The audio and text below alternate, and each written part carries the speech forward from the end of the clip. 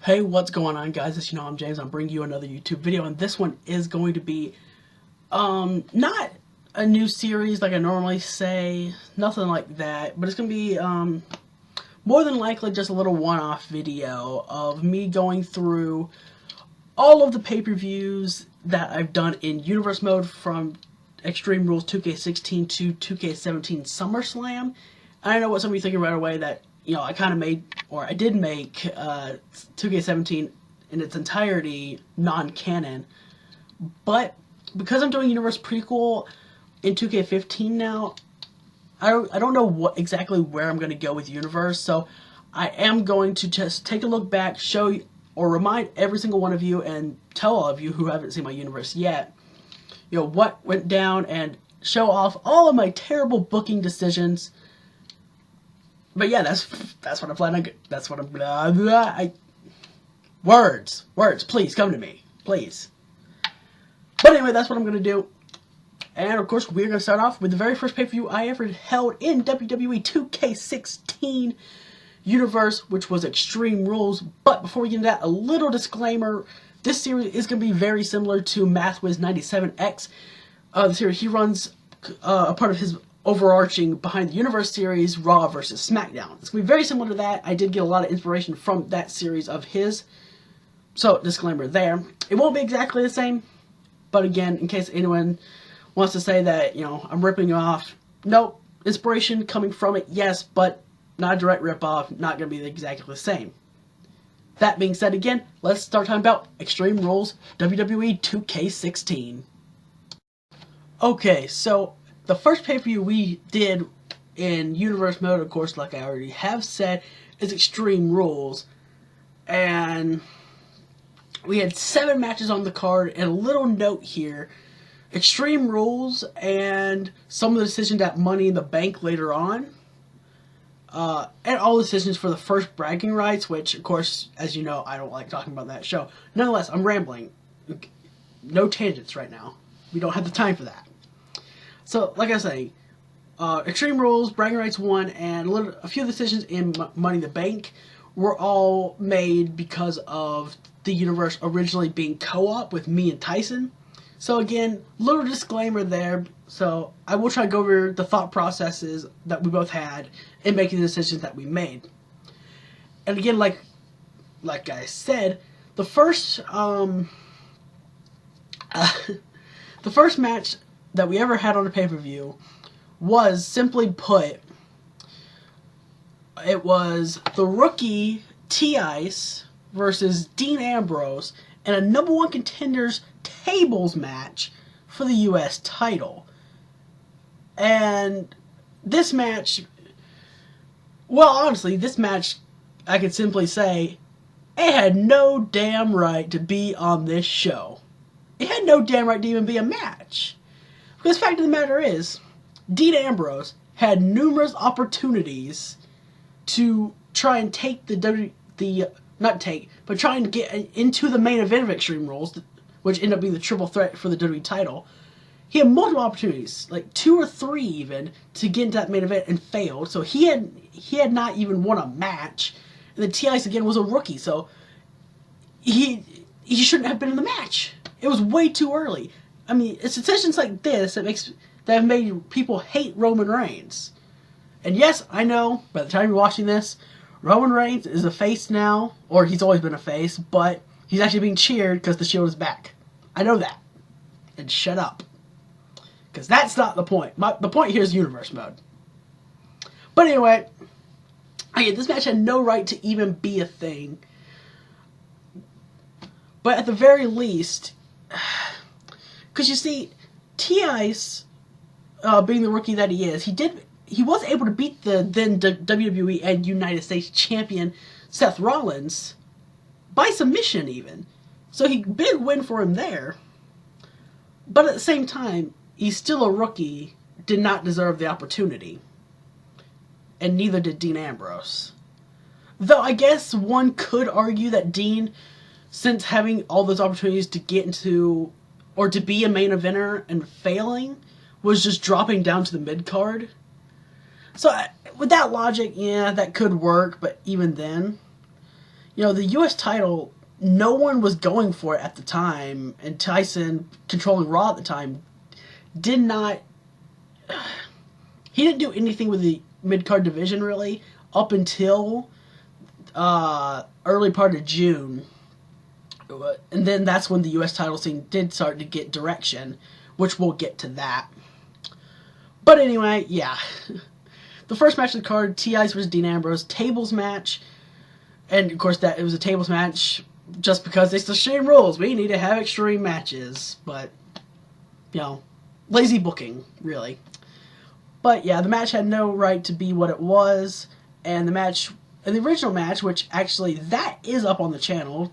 Only 2 of the matches got put up on the channel because of bad storytelling. Let's blame it on that for now, because we'll get into that later. Yeah, only 2 matches. Only the 2 matches. The first 2. Words, please, words.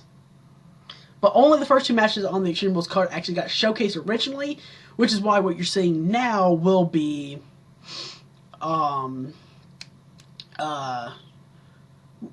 recreated footage, to let that be known as well. Yep, first match on the card, like I said, should not have been a thing. It had no right to be on the show at all. Had no build-up to it. And let's get into the second match on the card, which is the WWE Tag Team Championship match between Tyson Kidd and Cesaro, and the New Day being represented by Kofi and Xavier. And this also was a Raw rematch, because I did the WWE thing where we'll give away your money match for free, essentially. Having the champions and the challengers face off on the go-home show, which is absolutely pointless and a bad decision. Never do that if you're running a Universe mode.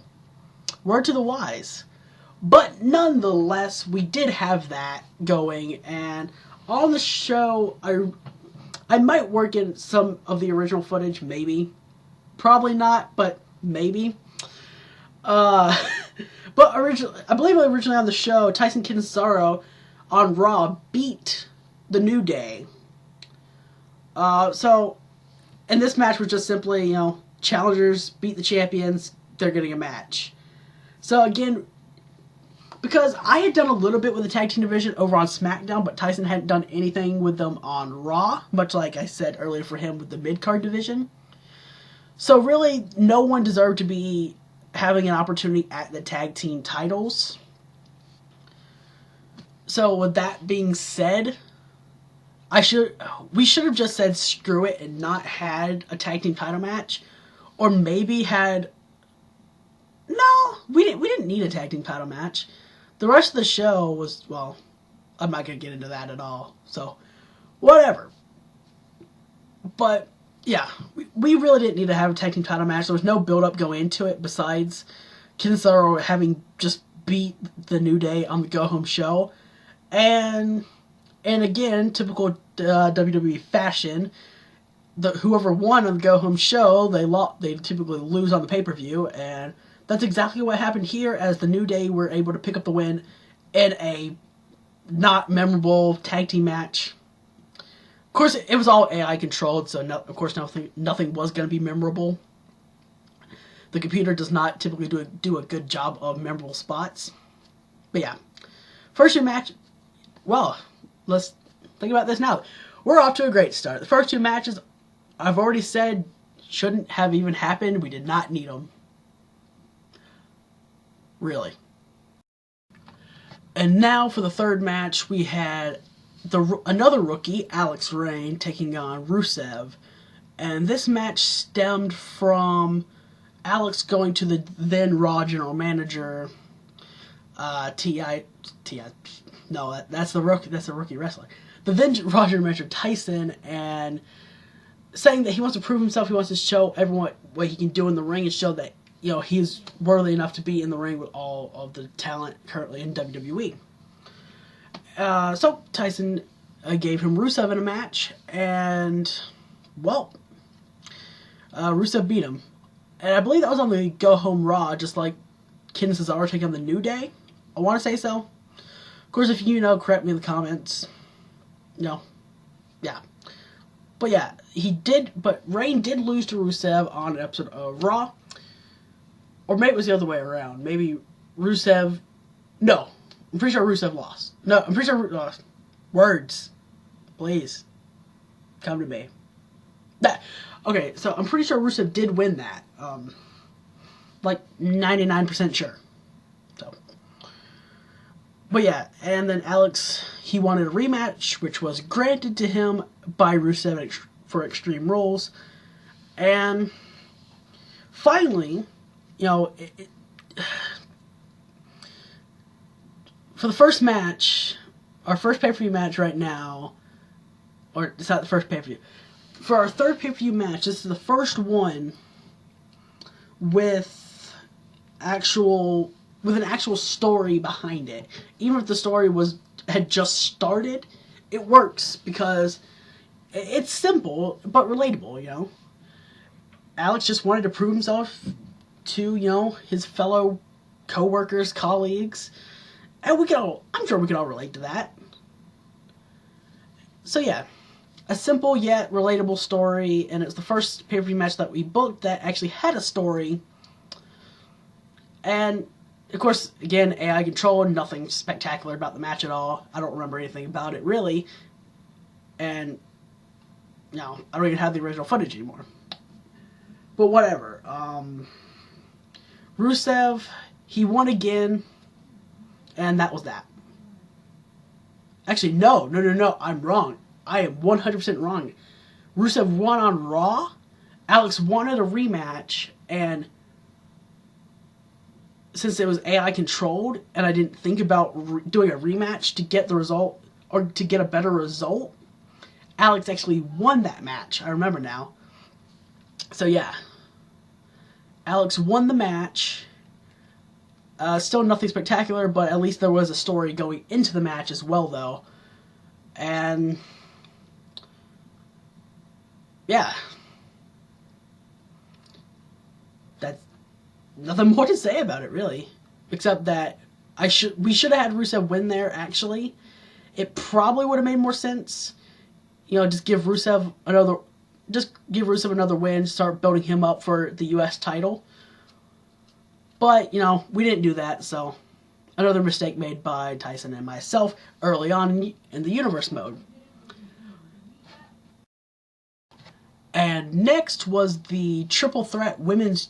No, not Women's yet. It was the Triple Threat Divas Championship match between the current champion Nikki Bella against Smackdown Diva Paige and rookie Smackdown Diva Caitlin Rain, who, yes, is the sister of Alex Rain, another rookie in Universe.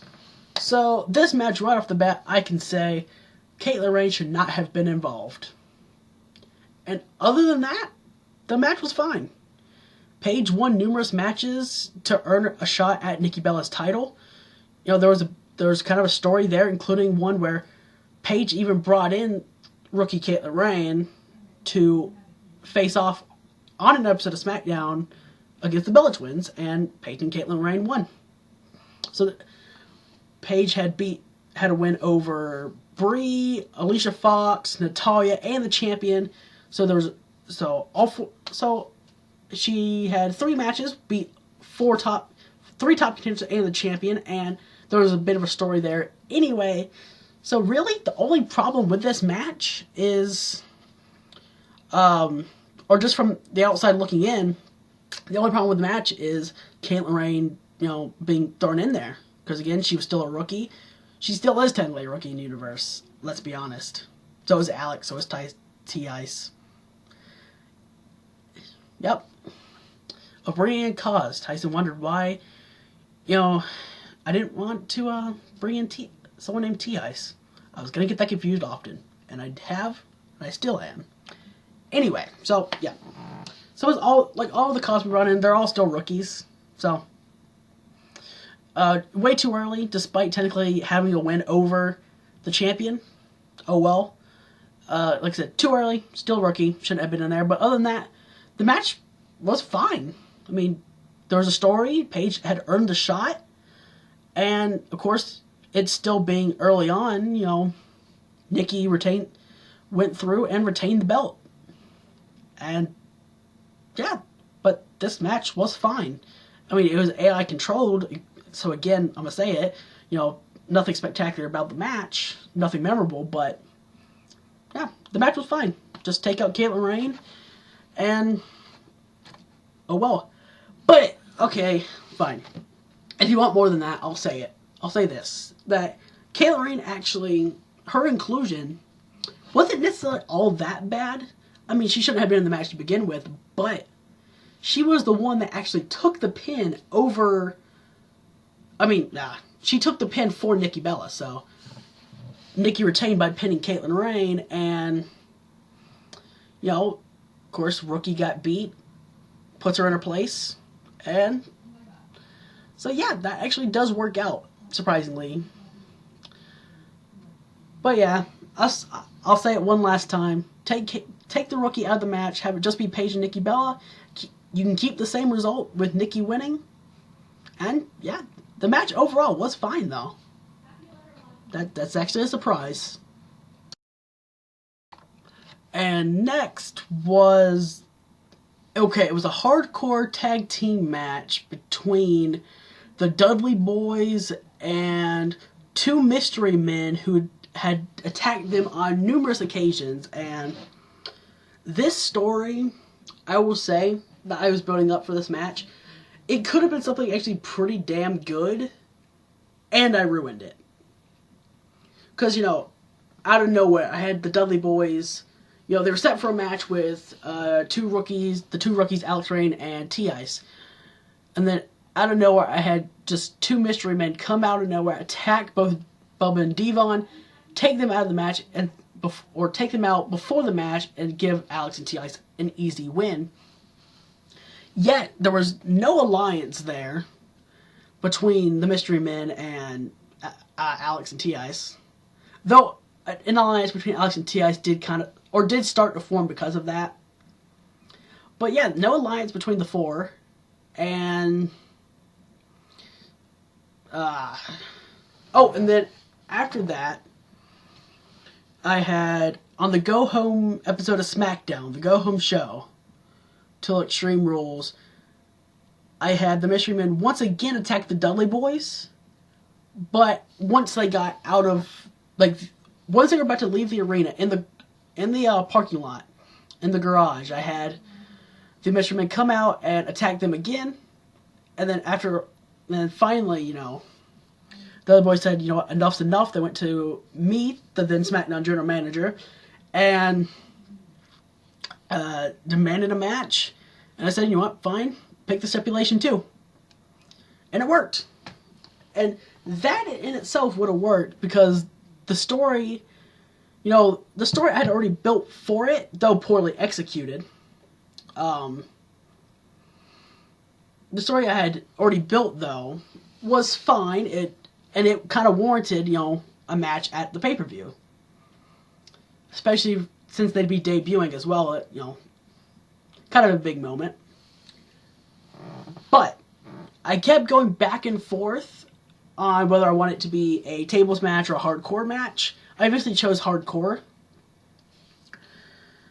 And the match was not hardcore. And I had the wrong decision because, again, AI controlled. All 7 matches were.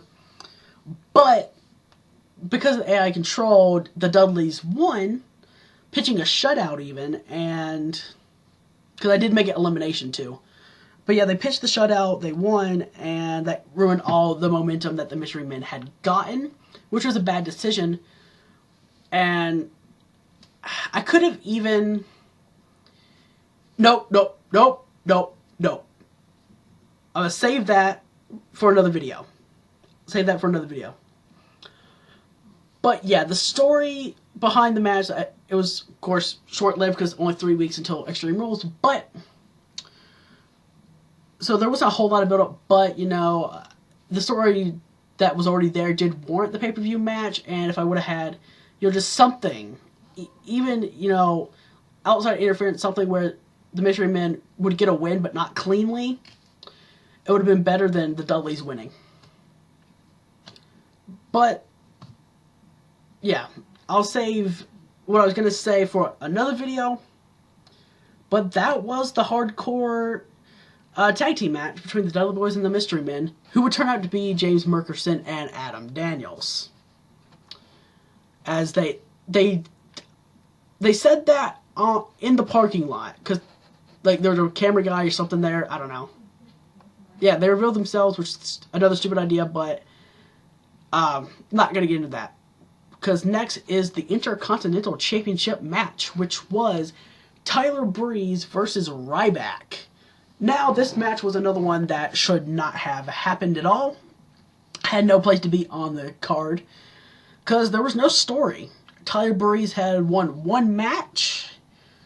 And, yeah. He won one match, which was a fatal four-way on the... A fatal four-way, if I can speak. But yeah, it was a fatal four-way on the first episode of Smackdown, and Tyler Breeze happened to win it. Which apparently was a number one contenders match, though I did not say that at all. Did not specify that. And then Tyler Breeze, I believe, actually lost to Ryback on an episode of Smackdown. So again, no clue why he got the opportunity. Not to mention he also lost to Chris Jericho on an episode of Smackdown as well. So yeah, the match should not have happened. Had no place on the card. Breeze was not a deserving challenger for Ryback's title. And, oh, not to mention, I didn't advertise this at all, but I made it a hardcore match, so along with no build-up warranting it being a hardcore match, but I also had booked 2 hardcore matches in a row. Yeah. You don't even have to say it. Okay, now the next match was Daniel Bryan versus Bray Wyatt, with Daniel supposed to defend the world title against Bray Wyatt. Well, specify the World Heavyweight Championship, because I did ununify the belts. But, this was another match that had a story going into it, a story that I had built over on SmackDown at the time, that was actually a pretty good story. The story in itself was going on longer than the Mystery Men against the Dudley Boys. But it was another match, or no, not another match, another story that I had booked terribly. Because Bray Wyatt came in, started dominating everybody, the champion, top contenders like Randy Orton, etc. You know, he was getting win after win, and then on the Go Home Smackdown, why does everything come back to the Go Home shows? Why? But on the Go Home Smackdown, I had a match between Daniel Bryan and Bray Wyatt. And Daniel Bryan won that match, which after I had built it, a winner got to pick the stipulation. Which, okay, fine. That kind of that kind of makes the champion challenger facing off before the pay-per-view kind of okay. I mean, not really, because there were plenty of other ways to do the same thing without having them face off against each other. Like, for example, pick your poison, or beat the clock, something. Where I could have just said, okay, and whether it's Daniel Bryan or Bray Wyatt, you know, the winner, or whoever wins their match, pick your poison style, or whoever has the fastest time, beat the clock style, gets to pick the stipulation. So, yeah, there are other ways to go about it, but I'm not going to dwell too much on that fact. But Bray Wyatt lost that match to Daniel Bryan on the Go Home show. And Daniel decided, okay, you know what, Bray, you've been dominating. Here's what I'll do. I'm going to see if you've got the endurance, and decides to pick an Iron Man match with... What the hell? Like, what? An Iron Man match this early into a feud? Not even the worst wrestling promotion ever would book that. Seriously. The feud was so early into its... Like, the feud had just been born. I'll put it that way. because I have no other way to put it. So yeah, the feud did not warrant an Iron Man match, at least not at this point. In which, you know what, I give myself a little bit of credit here, because I actually had the foresight to realize that it was a bad decision, because this match actually never went underway. Because as Daniel made, because for some reason I had, no, it was because of the way the game was made at the time, because this was on last gen, not current gen.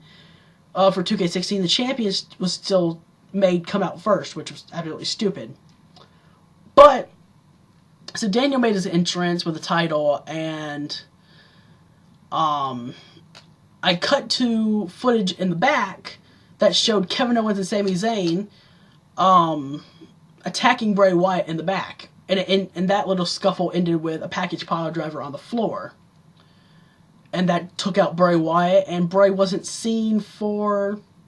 Actually, luckily for him, I believe Bray actually got to avoid the whole WCW invasion angle because of that. Yeah, I'm pretty sure he did, actually. So, congratulations to Bray Wyatt. He avoided that awful angle. But nonetheless, I did have the foresight there to realize that Iron Man match was a bad decision. The Owens and Zayn thing, I did build up more, or I did build off of this with their kind of like feud, but I really didn't. Yeah, I did. Talk back in the month of June, because the stories from here, they go straight, canonically speaking, to June, and pretty much nothing canonical happens in the month of May, which was the whole WCW invasion angle that I was trying to run. But again, I'll get to that in a little bit. But yeah, the match in itself was not bad, I suppose. Wasn't good either, but or wait, no, I'm sorry. That wasn't even a match. The moment in itself was not a bad thing, and I wish I would have done more with it. But at the very least, like I've already said, I had the foresight to realize the Iron Man match idea was a bad thing, and at least this early anyway, and I avoided it by having Owens team up with Zayn, who made his debut, Zayn did, and they attacked Bray and took him out of the match. And that's all I gotta say about that match. But the main event was the WWE Championship Extreme Rules match. It was the of course, it was Monday Night Raw's match, and Seth Rollins was defending against Roman Reigns and John Cena. But talking about this real quick, the match, I have a very strong feeling, even to this day, that Tyson really wanted Ambrose in the match, not Reigns or Cena, because, or at the very least, maybe he wanted like a Shield triple threat or something. I don't know, but he gave Ambrose so many opportunities to get the job done, and just Ambrose could not do it. Ambrose was set to face Seth Rollins in a match where Rollins beat him. He lost to Roman Reigns, and there may have even been another one. I can't remember at the time, though. But yeah. So the match, actually the match was pretty memorable, actually. Well, parts of it. Because I still remember the ending. Rollins hit the Avada Kedavra and pinned Roman Reigns as Cena was dicking around with the steel steps. So that part was memorable because Cena was a complete moron. But other than that, the match was fine. Cena beat the champion on the very first episode of Monday Night Raw, and Roman Reigns had beaten Dean Ambrose and John Cena both. Yeah. So, story-wise, there wasn't a whole lot of story behind the match. It was really just challengers getting an opportunity at the title, which, again, lazy booking there, but the match itself wasn't terrible. It was the only match on the show that really was memorable, besides the ending to the very first match, where the ending was T.I.'s countered Dean Ambrose and put him through the table with a drop toe hold. But yeah, this match was definitely the only memorable match on the show. Rollins won. Definitely the right decision there, as there was no story going into the match. And yeah, that was Extreme Rules. That was Extreme Rules. The match, or the show, was awful and had three matches of the 8 that shouldn't have even been on the show. And you had two that had the wrong winner. Again, the Divas title match was fine. Just take out the rookie, Caitlin Rain. But either way, Nikki pinned the rookie, so that was fine as well. The Intercontinental Championship match didn't have to exist either. Bray and Daniel, having Owens and Zayn attack Bray before the match, I'd say that kind of saved it, honestly. And then the Championship Extreme Rules was fine. Nothing wrong with it.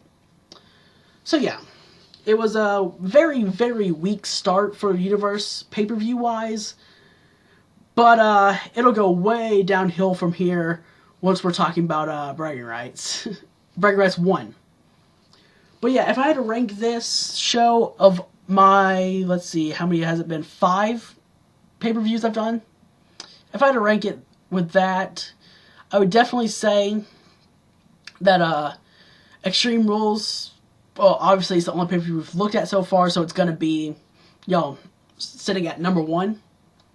But, and it'll stay here at least for the time being. But it was a very, very weak pay-per-view. But anyway, it's time to dreadfully talk about the very first Bragging Rights pay-per-view. So, Extreme Rules was bad. It was terribly weak. And it was just not a good first pay-per-view. And like I just said just moments ago, it will go far downhill from here. Because as I've already stated in the past, in videos like Universe Rewind, the original Bragging Rights pay-per-view, which actually really had nothing to do with the original Bragging Rights pay-per-view, it had more to do with just that angle in general, but because of some editing issues on my part, the Extreme Rules pay-per-view would have taken a very, very long time to render out. And I wanted to get the video out as soon as possible, but I really didn't want to upload it in parts, because at the time personally, I can't say at the time, because I still prefer this. I prefer watching one long video compared to, like, say, a pay-per-view being split up in parts. Though most people probably would prefer it in parts, because easier to watch and easier to come back to whenever you want. Despite YouTube saving your place, or a place shortly before, But, whatever, we're not getting into that.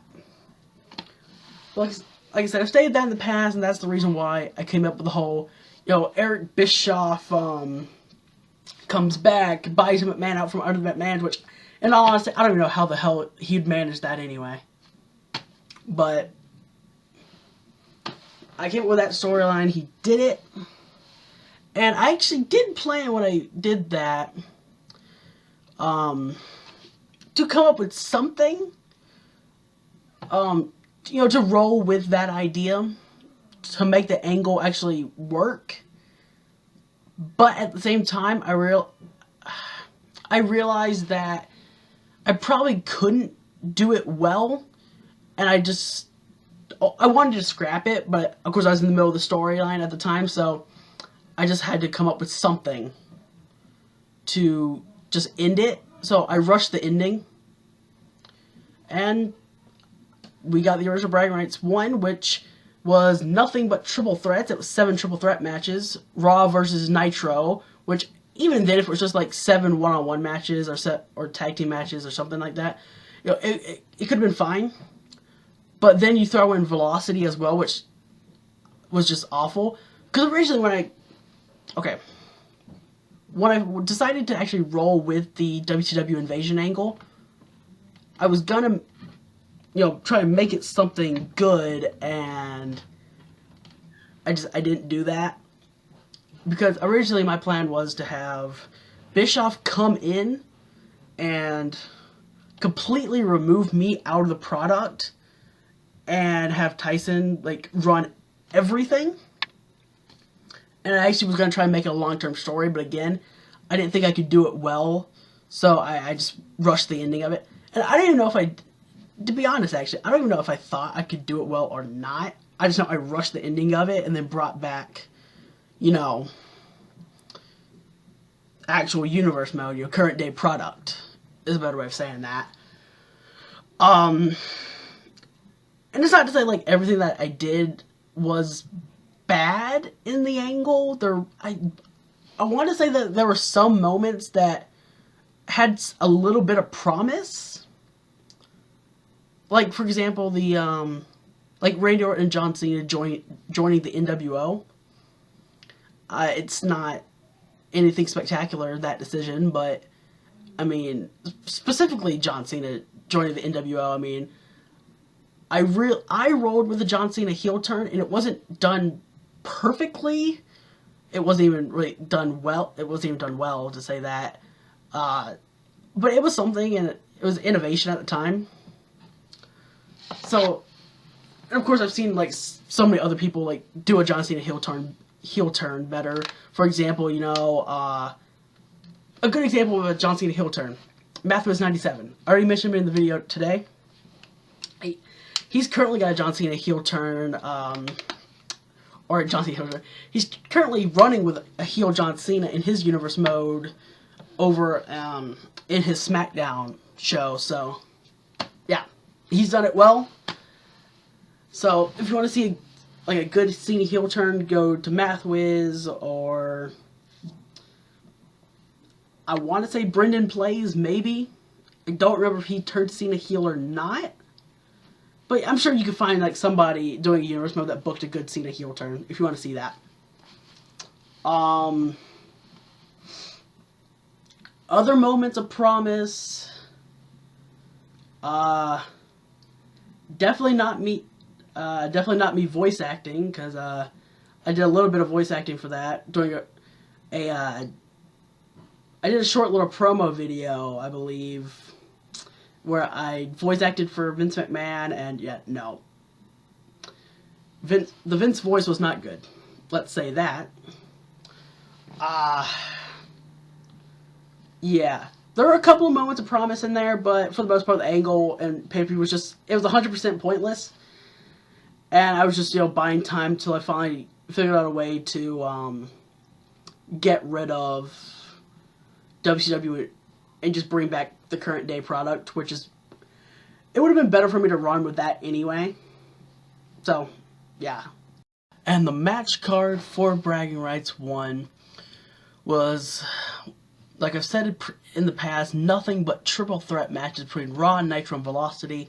And the whole premise to the pay-per-view was, if Raw won the most triple threats, the current product would come back. It would just be Raw, Smackdown, and then after 4 weeks of pay-per-view, if Velocity won, it would be that, but we'd add in NXT, and then later on main event. And if Nitro won, it would be nothing but WCW. And we had 7 triple threats, and I've lined it up, so the first name I'll read is Raw, and then Nitro, and then Velocity. So we had Christian versus Sami Zayn versus The Miz, Ken Shamrock versus Bret Hart versus Tyson Kidd, Dean Ambrose versus Kevin Owens versus Cesaro, Brock Lesnar versus Kevin Nash versus Baron Corbin, Stone Cold versus Randy Orton versus Finn Balor, Shawn Michaels versus John Cena versus Dolph Ziggler, and Triple H versus Daniel Bryan versus Tyler Breeze. Now, again, it was all AI controlled. I hated this whole month of Universe. That's why I don't reference it at all. And, yeah. Nothing memorable came from all the triple threats. Most of them were just simulated anyway, because it wasn't even actual pay-per-view, really. But, yeah. But some of the matches, actually, they're not that bad. They would be pretty good triple threats for like to see, or just or great fantasy matches, as well. Like Christian versus Sami Zayn versus The Miz, that'd be a good match. Ambrose, Owens, and Cesaro, that would be. Stone Cold Randy Orton, Finn Balor, that'd be hilarious. Shawn Michaels versus John Cena versus Dolph Ziggler, Battle of Resilience. Triple H and Daniel Bryan versus Tyler Breeze. I mean, maybe Tyler could sneak out a win, maybe. Be cheeky with it, I don't know. Like, the matches themselves aren't necessarily bad, but the whole show was awful, way worse than Extreme Rules ever could, like, try to be. So, yeah. But, in the pay-per-view rankings, of course, Extreme Rules stays at the top with number 1, and then it goes Bragging Rights 1 right underneath that. But it's about time for Money in the Bank, though. So, we are now ready to talk about the WWE 2K16 Money in the Bank pay-per-view. And there's just one thing I need to note before we start talking about the matches, and or two things. One, the show was super long, 12 matches for God knows what reason, I don't. There. Said that. And this is going to be the first pay-per-view where you're seeing matches that actually went up on the channel, not recreated footage. So, there you go. Now, again, let's just get right into this. The very first match that we'll be talking about is technically a pre-show match, though I never actually treated it like a pre-show. I pretty much just tacked it on to the rest of the show, and that is two matches. The first one being the Gate Crashers, which, as we know from me talking about the Extreme Rules, that ended up being James Merkerson and Adam Daniels against the Usos. Now, at this point, this match is another one of those matches where it did not need to be on the show. And seeing as how the show is already super long, I don't know why we would have decided to book this to begin with. Because the Usos had done absolutely nothing. They deserved to be on a pay-per-view. The Gate Crashers hadn't even picked up a win. They didn't deserve to be on a pay-per-view.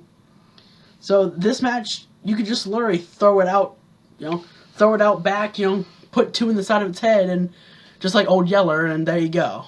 Like, it's taken care of, because the Money in the Bank card did not need this match to function.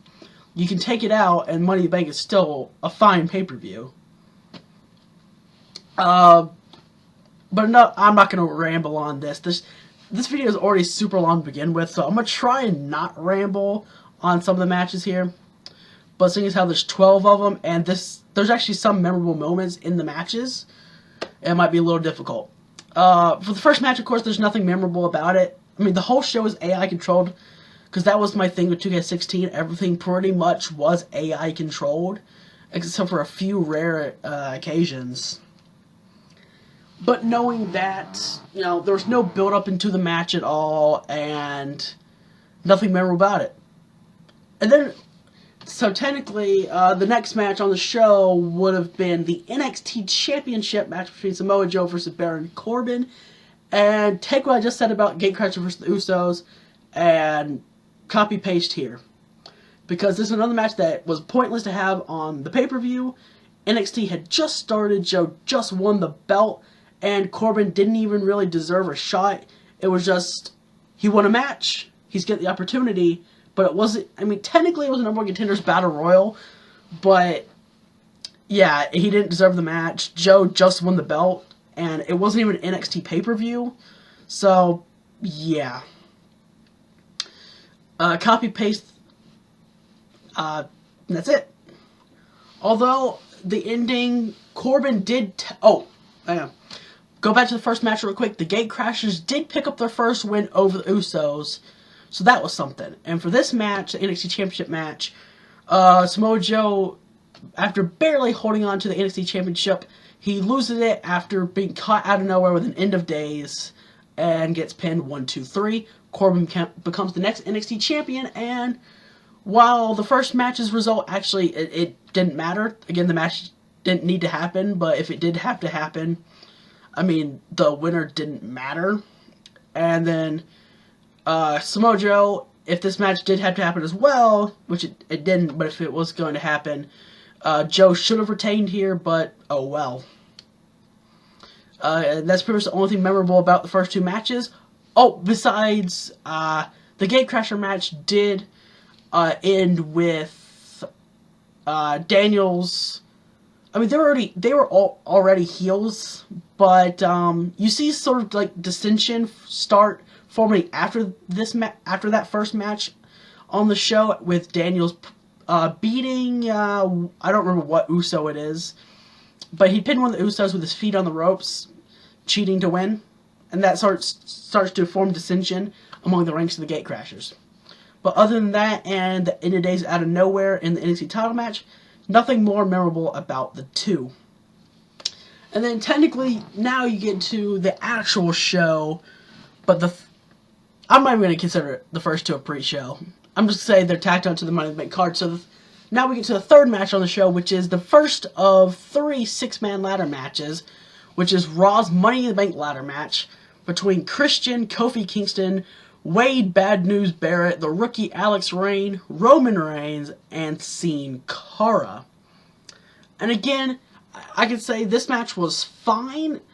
Unlike the first two matches on the show, this actually did have a purpose. And it wasn't anything spectacular. It was just an AI-controlled six-man ladder match. Yeah. So, coming into the match, you had Christian, or everyone qualified for the match. No one was just gifted the opportunity to be in the ladder match. Christian defeated Alberto Del Rio. Kofi defeated Zack Ryder. Bad News defeated Jack Swagger, I want to say. Alex Reign defeated Dean Ambrose. Roman Reigns defeated John Cena. And Sin Cara outlasted, or he won a last chance battle royal with other superstars like Cesaro and Brock Lesnar, which he eliminated both of those men himself. So, with that news there, this match is interesting. Christian had a little bit of momentum, if I can speak. But yeah, Christian had a little bit of momentum coming to the match because he had just come over from Smackdown, so he had that momentum coming over, and he picked up the win over Alberto Del Rio. So just because he had, like I said, he had the momentum coming from the move over, like it's kind of okay to put him in there. Plus, you know, if worse comes to worse, you know, name value. You say Christian is a big name. Of course, Kofi could fit in here. Any of the New Day members could have fit in here fine. Just because, you know, they were the tag team champions. They had held the belts for like 3 months. You know, I say 2 months because, I mean, it's iffy. It's technically 3 months, but if you don't count the month of May existing for this first year universe, or for this, I don't even know what you call it. Whatever. Technically, it's the first year universe. If you don't count the month of May, it's only like 2 months. But whatever. They had, you know, depending on perspective, 2 to 3 months. They were the tag champions though, coming to the Monday Night pay-per-view. So you could put any member of the New Day in here, and it works. Just Kofi qualified, or Kofi got the qualifier. Bad News, he had done absolutely nothing. He really didn't deserve to be in the Money in the Bank ladder match. Because the only thing that he had been doing was Tyson had, because at this point, the Money in the Bank pay-per-view happening, it wasn't, Tyson was not in control of Raw anymore, but he was for the first couple of weeks of the month of June. So, and since Extreme Rules to this point, Bad News had done nothing but just pretty much face R-Truth on Raw. In fact, I'd have to go back and look, but I'd be intrigued to see how many times they actually did face on Raw, because I think it's quite a bit. But other than that, yeah, B&B didn't really deserve to be in the Monday Night Ladder match. The rookie Alex Rain, like I said, he defeated Dean Ambrose, and that would be a big win. But because Ambrose at this point was on the losing streak, he still had not won a match as a part of the Raw roster. It wasn't as big as it should have been. And again, since Alex was a rookie, I mean, he had kind of the momentum to be in the match. But, really should have found somebody else more deserving to be in the match as well. Reigns defeating John Cena against Cena he had only picked up one win prior to this, and that was against Seth Rollins. And Reigns hasn't looked impressive at all either. So again, he really didn't deserve to be in the match. Same kind of story as B&B. And then Sin Cara, I would say him being in the match is fine. I mean, he won the Last Chance Battle Royal, and he eliminated both Brock Lesnar and Cesaro. So, yeah. That works out for Sin Cara. Props to him. But there was one moment in this Monday Night Ladder match, nearing the end. Oh, by the way, I'm going to state this first. Alex Rain picked up the win. But he only picked up the win first because, nearing the end, Roman Reigns climbed up the ladder and grabbed the briefcase. But he was knocked off the ladder by Alex Rain, and then the game just decided to completely glitch, and Reigns, he fell off the ladder and just started to literally slide on the floor all the way until he dropped, and I mean literally dropped out of the arena, as the screen just went black as it completely zoomed out. And then once we came back, Alex Rain was the winner, celebrating with the belt, or the briefcase. So, I should have re-recorded it, but I'm a dumbass, as I've already stated. Yeah. But, so, I got no words for that. I really don't have any words for that. But, another reason I say that I should have found someone other than Alex to be in the match as well, though, is because later on, you know what? Hold that thought. We'll come back to that, because I do have to talk about this later. But for now, we'll get to the TV Championship match, which happens to be a main event rematch from a couple of weeks prior to this, where the TV title... Okay, so, a little backstory here. The TV title, if you don't know, was brought in on either the first or second Smackdown of June. I want to say the first, actually. Could have been the second. Actually, I want to say the second, actually. And it was actually the main event of that Smackdown between Chris Jericho and Curtis Axel. Now, okay, neither guy had done anything, so whatever. But it was the catalyst to get Jericho over to Raw, since he was doing nothing on SmackDown, so that was something. But Axel ended up beating Jericho. It was just an AI simulation. And he won the belt. And I had Curtis say this, that since he won the belt, he was going to be having every single show he could appear on, he would be having a TV Championship Open Challenge. Since he wasn't getting, like, you know, any time for... Because he wasn't being booked in matches. So, a little bit of immersion breaking there, but at the same time, I think you could allow that. I honestly do. But yeah, he said he would do nothing but open challenges to guarantee his spot on a show. And so the very first open challenge he does, the very next night on Saturday night's main event, he faces Fandango, who takes the belt from him. And I was shocked, actually. I was. I thought Axel, after beating Jericho and doing the open challenge, would pick up the win. But at the same time, it was an AI simulation, so I had no control over that. But Axel went a couple of weeks, and then on the go-home video to Money in the Bank, it was Saturday night's main event again, and the episode's called The Birth of the Social Outcast. It's over in the 2K16 playlist I've created. And in that playlist, or in that video for Saturday's main event, I want to say it was Adam Rose versus Bo Dallas, with Axel trying to help out Dallas being in his corner and Heath Slater being Adam Rose's corner.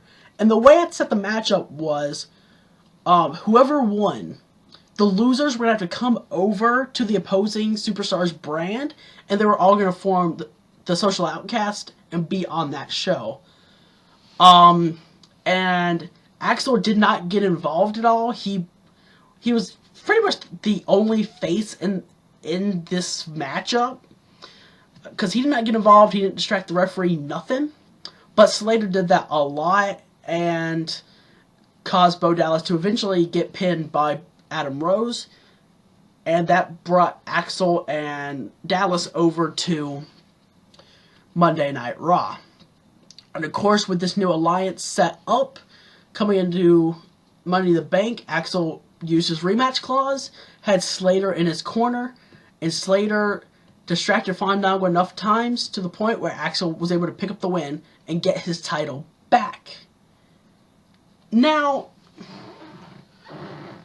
the interesting thing, the interesting thing here is, I honestly don't know how, because in my mind I'm saying, like, wrestling logic would tell me that Fandango should have just won there, and just overcome the odds, keep the belt. But at the same time, I don't know.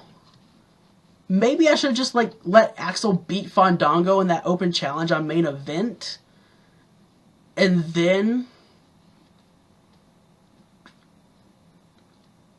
just have an open challenge on Money in the Bank. Maybe? Yeah. I don't know. I can't really come up with a better idea for that. But if you can, let me know in the comments. I'll be sure to read whatever comments you have. I respond to pretty much every comment, unless it needs no comment from me. So, yeah.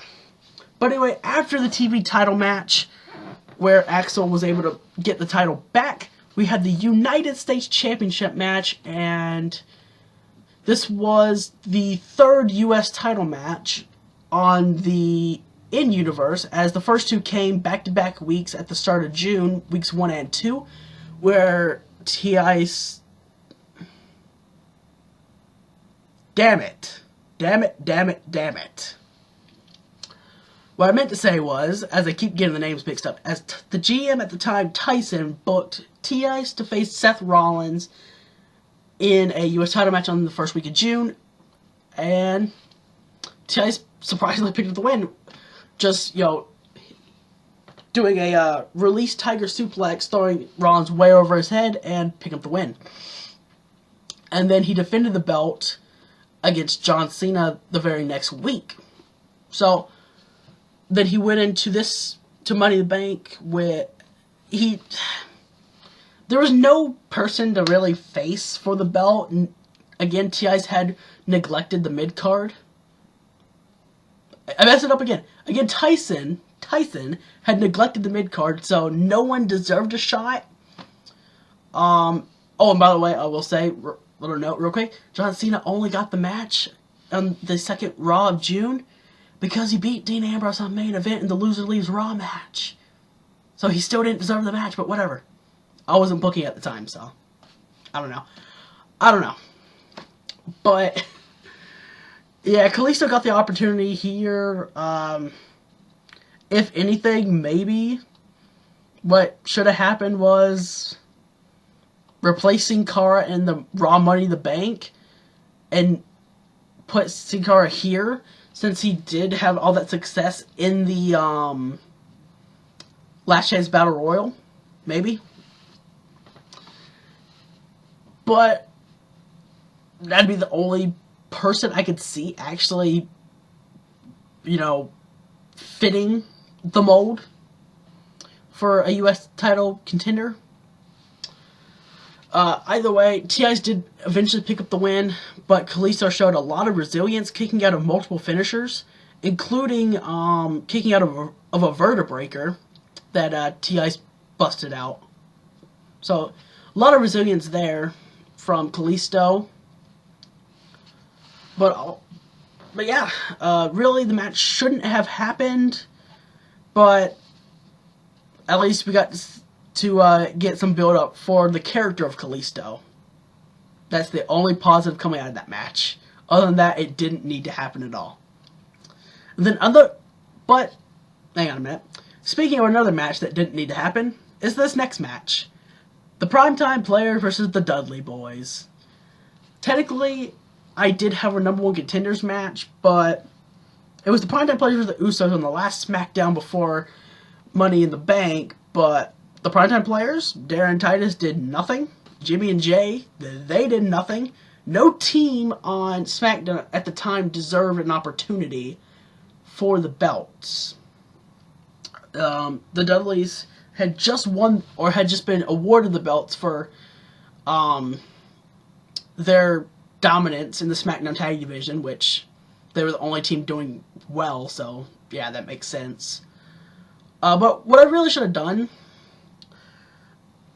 just let the Dudleys have the night off and give them, or have like a #1 contenders tag match. Essentially what I did at SummerSlam, but we'll get to that. Yeah, that's probably what I should have done.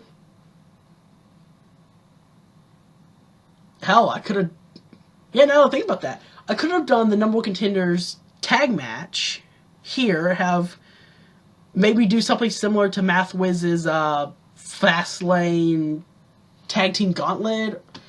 Something similar to that, or just like have a huge tag team #1 contenders match in some sort of way.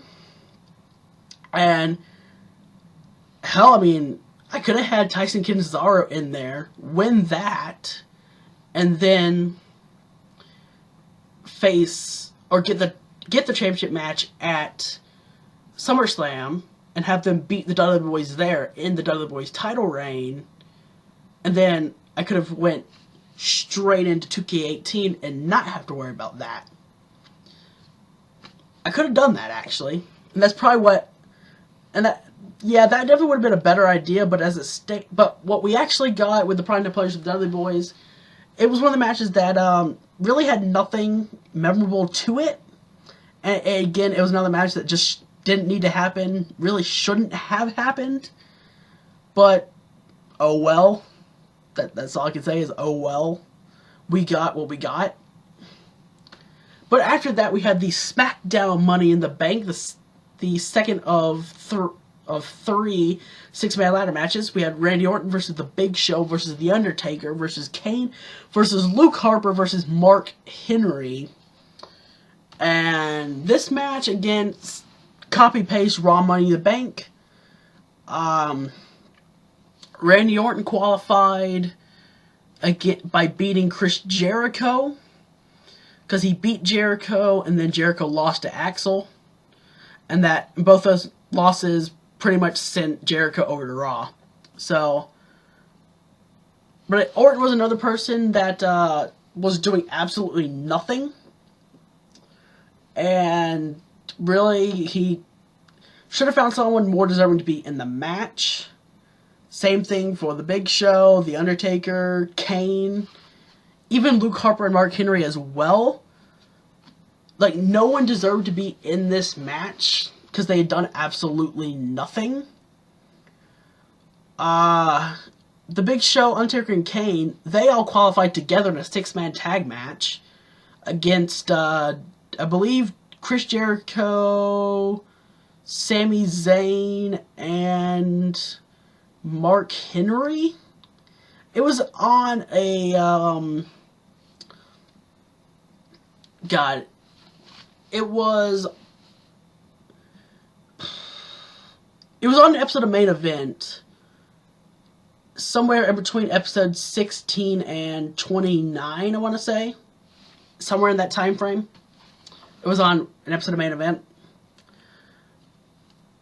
But if anything, maybe I should have had Jericho, Zayn, and whoever it was. I think it was Henry, actually.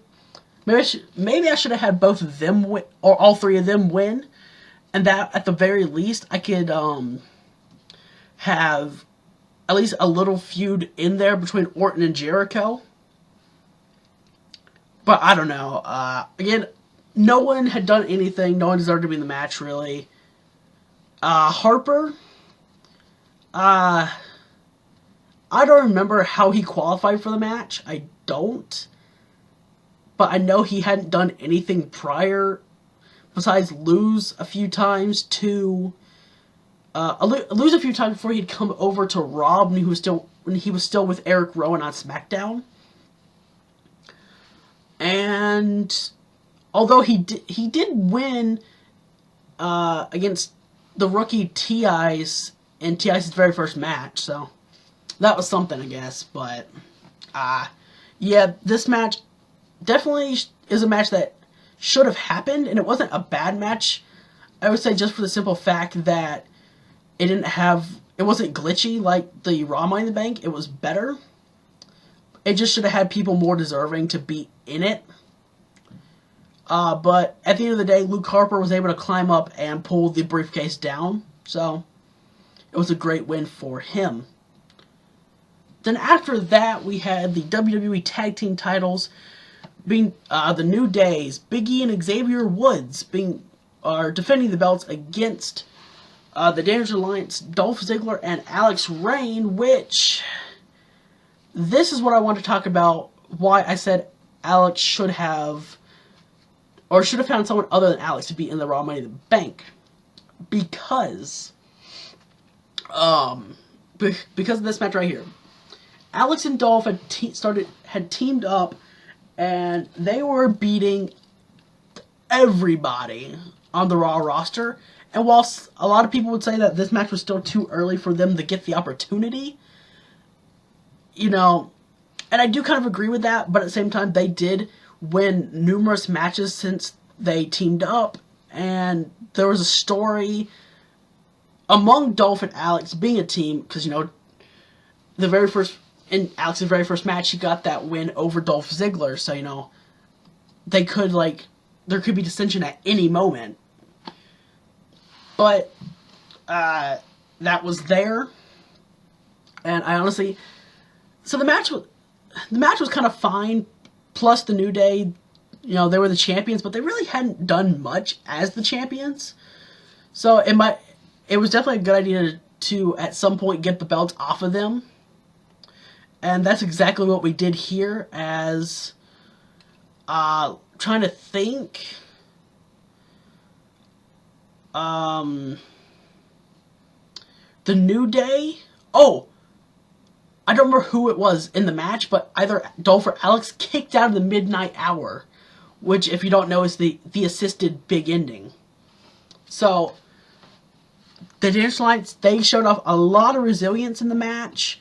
It was actually a pretty good tag team match controlled by the AI, so I give the AI credit for that.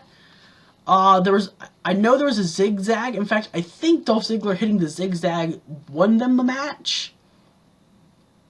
But yeah, it was pretty memorable. Actually, there are a few really good moments in there. But it is just hard to kind of like talk about this match and not realize that I made a mistake with the Raw. It wasn't even I made the mistake for the Raw Money in the Bank, because there was nothing I could really do, because before Tyson was removed as the Raw General Manager, before I made that decision to kind of get rid of him in the series, he had booked 5 of the 6 qualifiers for the Money in the Bank, and of course Alex was in one of those qualifiers, so I couldn't really just take Alex out since he had already earned the opportunity. But I knew I didn't want Alex in the Money in the Bank. There was nothing I could do.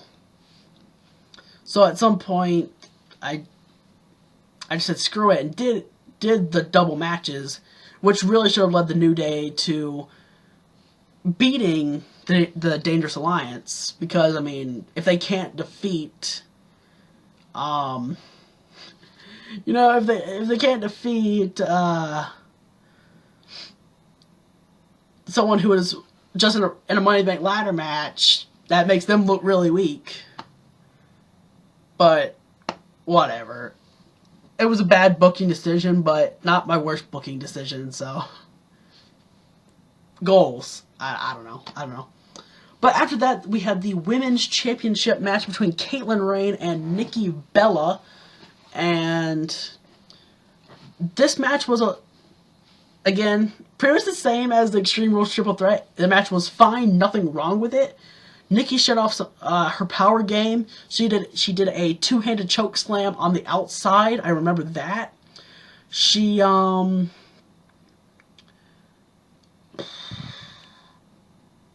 that's the only spot I actually really remember besides the last spot, which was they were both on the outside. They're on the outside. Caitlin Rain had the advantage, and then Nikki did something, countered something, I think. They both ran in at the same time to break the count, and Caitlin Rain immediately, when they ran in, went for her finisher, the Fisherman Neck Breaker. Nikki caught her inside cradle, 1, 2, 3, and that's how she retained that's how she retained the title. Again, please, words. But yeah, that's how she retained the title. And the match, like I said, there were a few memorable spots, a few good moments. So, that was something. That was definitely something there. Nothing wrong with the match. There was this bit of a story there with... Of course, there was a story there coming into the match, and Caitlin Rain, still being a rookie, it might have been too early, you could argue. But she was winning quite a bit on Raw. She earned the opportunity, I will say that. And the match was fine. Again, so far the women's matches actually have been... I've had the least amount of complaints with. Thinking about that now, yeah. Then after the Women's Championship match, though, it was the Intercontinental Championship match between Sheamus, Batista, and Ryback. And again, this is another match that really did not need to happen at all. It really shouldn't have happened because Ryback, or let me say this, Sheamus and Batista, there really wasn't a story going into the match, and I mean Ryback beat both Sheamus and Batista.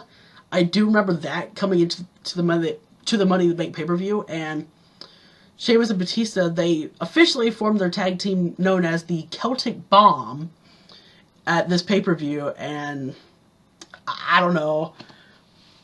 Like I said, neither one of them were deserving of an opportunity.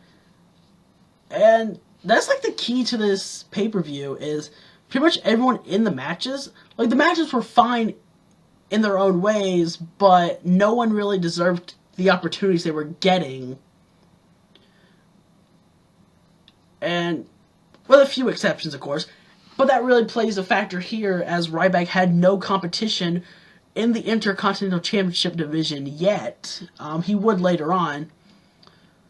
But Ryback actually lost the belt here, and this would be and he would never get a rematch for the belt due to being taken out of 2K17 as Batista won the belt here. And Batista, I believe, actually pinned Sheamus, his tag team partner. I could be wrong, but I believe he did. Other than that, no, that's it. That's it for that match. It's a match that really didn't need to happen, but it was whatever. And then after that, we have both our main events, or we have our main event and the WWE Championship match to be specific. As Triple H was getting an opportunity, he had made his Universe debut a couple of weeks prior, 2 weeks prior actually, on a part of the Monday Night Raw roster, and he was getting an opportunity at Seth Rollins' WWE Championship. And this match, it was way too early to give Triple H the title match here. because Triple H and Brock Lesnar made their Universe debuts at the same time on the third Raw of the month of June, in a triple threat also involving the United States Champion T-Ice. T-Ice pinned Brock Lesnar in that triple threat, and then Triple H faced T-Ice the very next week and beat him, and that's how he got the match here. But again, following the same trend, Triple H did not deserve the opportunity. Should not have got the opportunity here, and he pinned Seth Rollins after a spine buster. But Seth's hand was underneath the bottom rope. Or no, it was touching the bottom rope, and referee didn't see it and counted the 3 anyway. And that's how the match ended.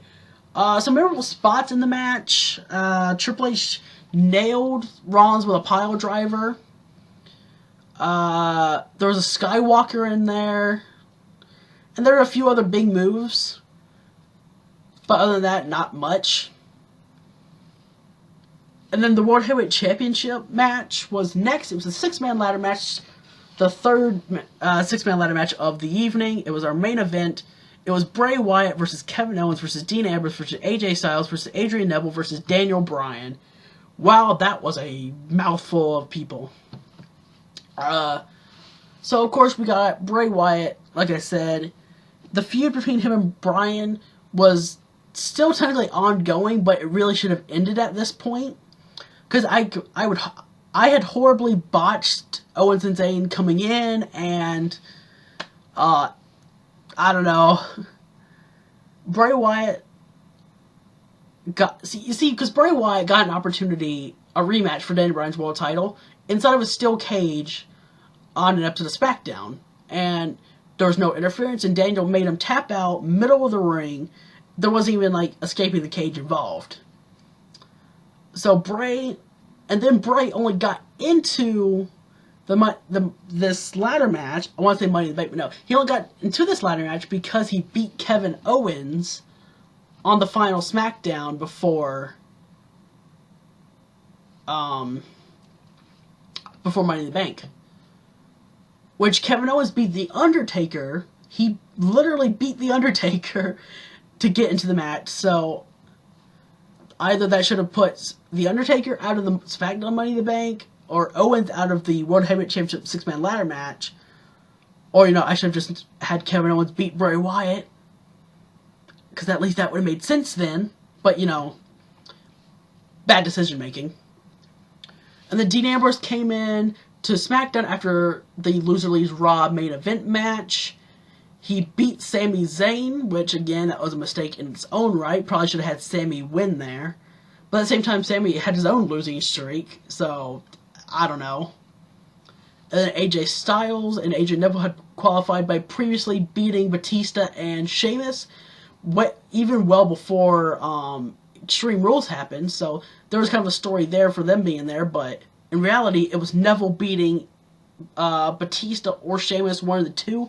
I think Neville beat Batista, actually, in the match, so Neville kind of had qualified a bit, but Styles just kind of piggybacked on that. And of course, Daniel Bryan was the champion, so he was going to be in there. But again, no one really deserved to be in the match. The match was alright. It was a 6-man ladder match. But no one deserved to be in there. The stories that were in there were like horribly botched. But the show was fine.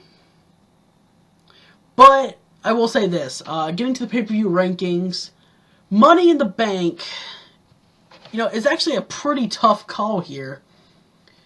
Because on paper, you would say Money in the Bank probably would beat Extreme Rules, but it's a tough decision because, well, there are a few matches on Extreme Rules that really didn't need to happen. I mean, and almost every match on the Money in the pay-per-view was way too long, and almost every match prior, or not prior, well, almost every match on the show involved people who didn't deserve to be in the matches that they were given. with a few exceptions. Like, the Gate Crash and the Usos didn't need to happen. NXT Championship match didn't need to happen. The Raw Money in the Bank was filled with everyone besides Sin Cara, who really didn't deserve to be in there. The TV title rematch was fine. US title match didn't need to happen. World Tag Team Championship match didn't need to happen. Smackdown Money in the Bank had, like, all 6 people, you know, not deserve to be in there.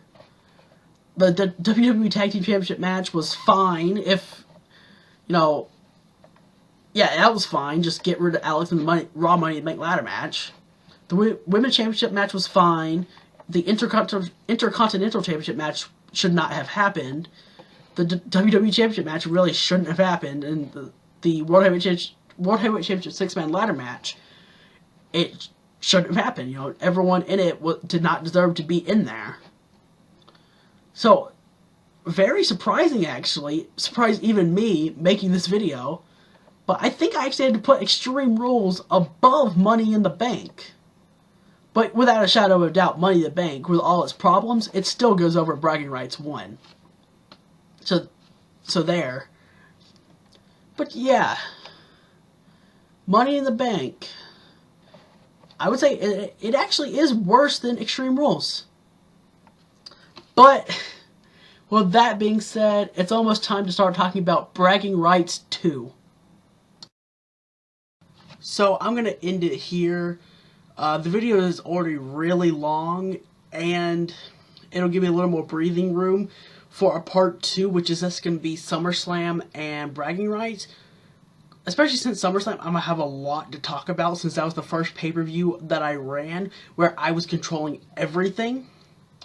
So, yeah, I'm going to end it here. I hope all of you guys enjoyed the whole video. If you did, like it up, share it, all the good stuff. Leave me a like, because like I said before, it doesn't do anything statistically. It just makes me feel good.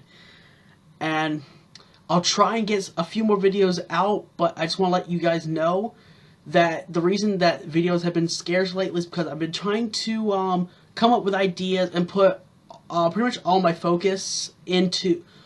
Not all my focus, but all my time into the Universe prequel series, getting that set up. Because I'm starting off with a huge WrestleMania pay-per-view for that. And I just want to make it the best that it can be. So, yeah. Again, I hope you enjoyed this video. And be looking out for part 2 of this. But until next time, I'll see you later. Bye, guys.